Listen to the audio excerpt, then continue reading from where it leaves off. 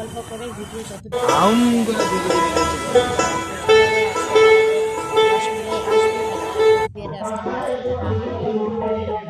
কোচবিহারের রাসমালাটাকে উপভোগ করে নিই।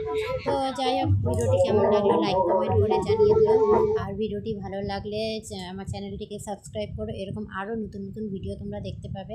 তো যাই হোক, আজকে আপাতত এই অবধি ভিডিওটি রাখছি, আবার দেখাবো অন্য একটা ভিডিওতে। ততক্ষণের জন্য টাটা বাই বাই, সবাই ভালো থেকো, সুস্থ থেকো। ও আরও ভিডিওটি